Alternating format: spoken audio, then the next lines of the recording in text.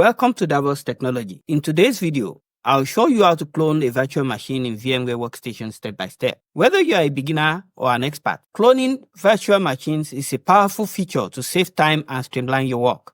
Let's dive right in. Before we start, here are what you will need. 1. You will need a VMware Workstation installed on your local machine, a virtual machine that you want to clone, and make sure the virtual machine will be powered off before you start the cloning. If you have all this, then let's move to step 1. Launch your VMware Workstation. My VMware Workstation is launched. I want to clone one of this. Let me clone Ubuntu. It's powered off. This is in a suspended state, but this one is powered off. So your virtual machine you want to clone should be powered off. So you right click on this, you come to manage, then click clone. Here you are welcome to the clone virtual machine wizard. You click next. In this stage, clone from the current state of the machine. All that has been installed into that machine will be cloned along. All the features that are in a particular machine you want to clone will be cloned along. So that's the meaning of clone from the current state of the virtual machine. Click next. Then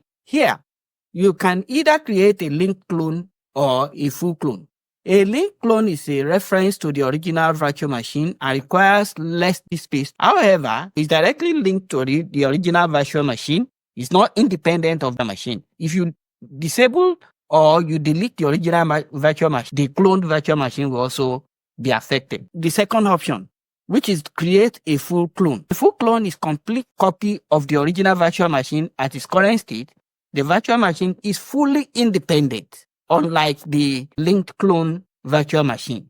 But this required more space to store. So I'll create a full clone because I want my cloned virtual machine to be independent of the existing virtual machine. Check, create a full clone, click next. Give your cloned machine a name. So I'll make a difference, maybe Ubuntu 2, or let me use Ubuntu Linux directory where you want to save VMs, that is virtual machines. So I'll create a new folder. I can create it this way by right clicking on VM folder, which is the main folder. I'll come to new and create a subfolder, or click on my VM, which is the main folder where I create different VMs.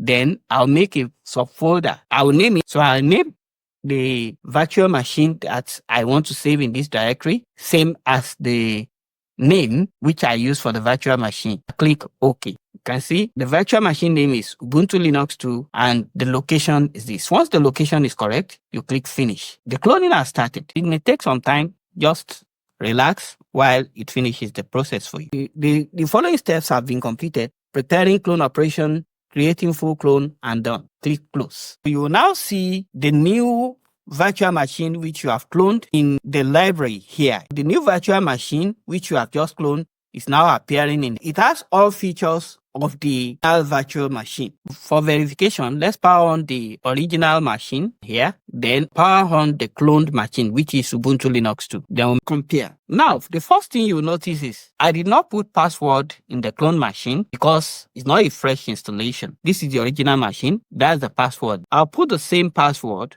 on the cloned machine, which is Ubuntu Linux 2. You'll see it's using the same password.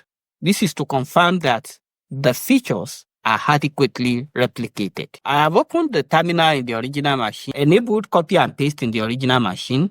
So you can see that the paste option is active in the original machine. And the cloned machine here, I have opened the terminal as well.